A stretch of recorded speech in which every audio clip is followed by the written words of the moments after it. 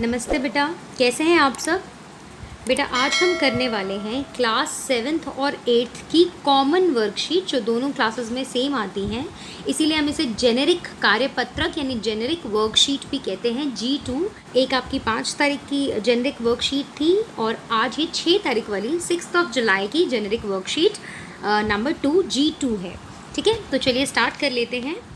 हम अपनी कई वर्षों की यात्रा में धीरे धीरे ऐसे मशीनी युग में कदम रख चुके हैं जहां लगभग हर जगह हर कार्य में मशीनों का प्रयोग होता है।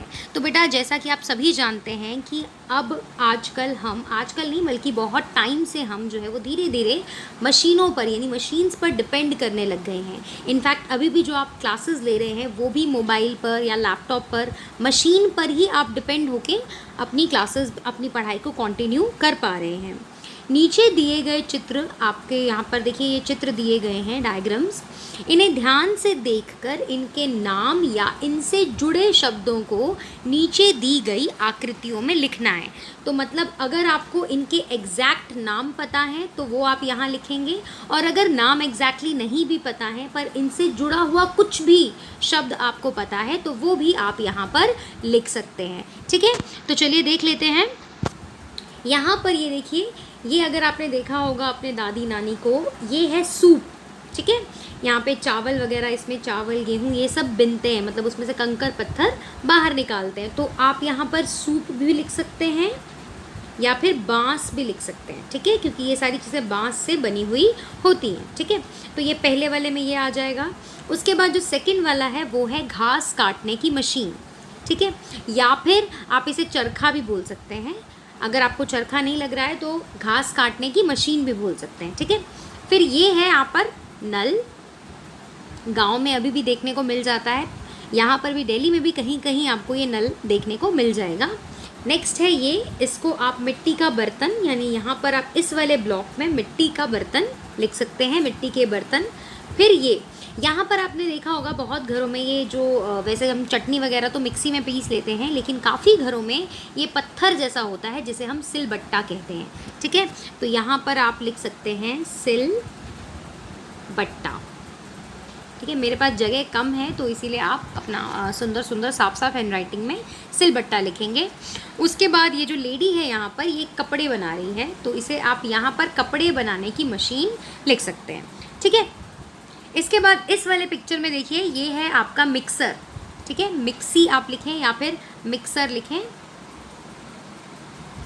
उसके बाद ये खेत जोतने की मशीन, ट्रैक्टर भी लिख सकते हैं, क्योंकि इसने ये बोला है कि या तो आप बिल्कुल एग्जैक्ट वर्ड लिखें या तो उससे मिलता जुलता कुछ भी।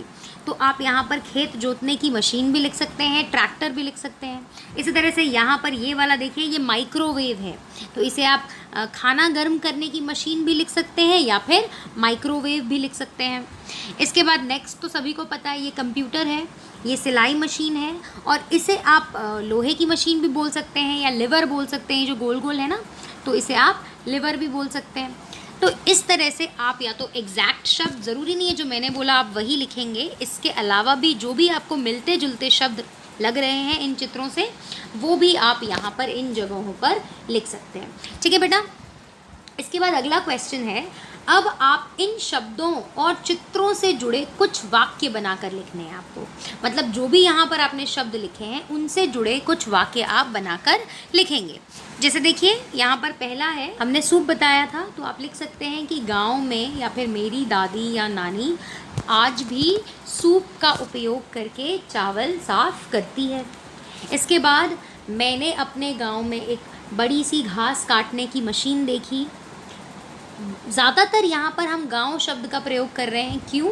क्योंकि ये सारी चीज़ें ज़्यादातर हमें गांव में देखने को मिलती हैं, और ये जो चीज़ें हैं ये हमें शहरों में देखने को मिलती हैं, है ना।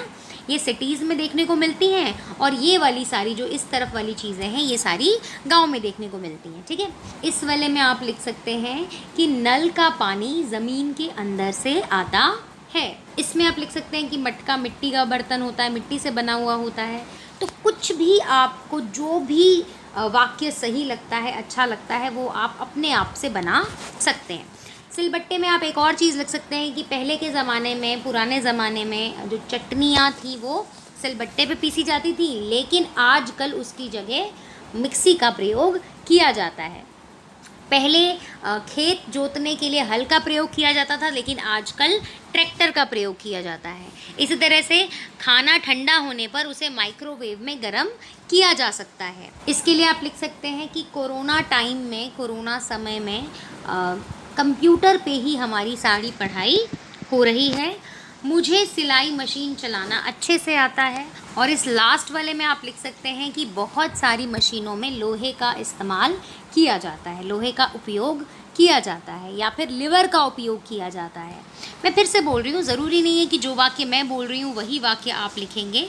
आप कुछ भी अपने पसंद से कोई भी जो आपको अच्छा लगता हो वो वाक्य आप बना सकते हैं, ठीक है।